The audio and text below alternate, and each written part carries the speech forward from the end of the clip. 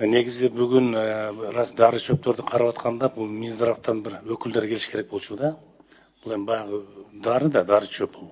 Этең бул анан баягы фармацевтика тармагынан дагы ошол адистер келиш керек болчу да, фармацевт. Эми баягы биз азыр мен түшүнүгүм боюнча сиздер баягы дары чөптөрдү баягы тоодо көп канча түрүнө запрет кылып атабыз деп атасыздар. Айыл чарба жерине уруксат берип атасыздар да, туурабы? Мисалы кээ бир дары чөптөр бар, ошол 2000 метр, 3000 метр, 4000 метрде өскөн дары чөптөр бар да. Алар биздин айыл чарба шартында кандай болот ошол тегиз жерде? Ошолдой жанагыдай болобу? Ошол боюнча бир айтсаңыз жакшы болот эле.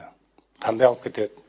Эми уруксат болсо жанагы 3000, 4000, конечно, бул жакта өспөйт, но бирок азыр негизи тоодо бизде бар эле дары чөп да, туурабы? Анын баары эле миңдеген, миң түркүн дары чөптөр бар. Ар кандай Ак Суу районунда белгилеп жапайы да бул, туурабы? Белгилеп аткан ошол болот да, ал жана жогору жакта турат да. 1,5-2 миң метрдей. Ооба, ар кандай ошон үчүн. Анан бул жерден бул өзбек туугандарды эле, тажик туугандарды биздин дары чөптөрдүн жана өзгөчө жана фируланын эмесинен сапатынан коркушат экен да, Кыргызстандын сапатынан.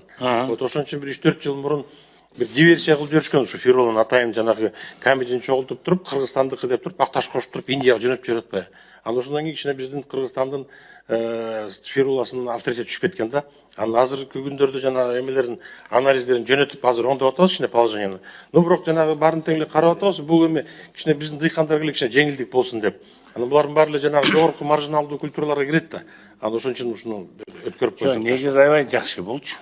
Колдоймун, бирок туура ошол баягы кандай дейм да, кийин баягы сапаты кандай болот, сертификат бергенде сиздер баарын лабораториядан өткөзөсүздөр да, туурабы? Анын баарын караштырып атабыз. Анан баягы сбыт маселеси кандай болот? Сиздер эми азыр окутуп атабыз деп атасыздар, башка кылып атабыз деп атасыз. Баягы эми биринчи кезекте баягы өстүргөн дыйкандарга сатыш керек да. Ошо сатуу маселеси, сбыт кандай болот? Жардам берип атасыздарбы ошол? Биринчи ошол да эми. Баасы кандай болот? Мыйзамды урматтуу депутаттар колдоп берсеңиздер, бул тармак боюнча комплекстүү карайбыз. Биз айыл чарба тармагындагы программалардын баардыгына муну киргизебиз.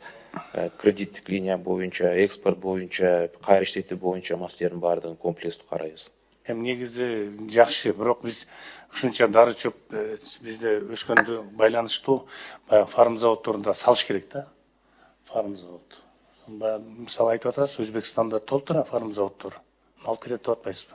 Ошону бизде деле уюштуруп, бизде деле ушул адистер менен өкмөттөн жардам болуп куруп калса, ошол өзүбүздө болсо дейм да. Себеби булар алып кетет, кайра 10 эсе кылып бизге сатат өзүбүзгө кайра эле. Туурабы? Вот ошол жактарын дагы карап, ошол баягы фарм заводдорго ошол аракет кылыш керек да. Ошол жагын карасаңыздар, ата колдоп беребиз. Жакшы. Рахмат, жарайт. Рахмат.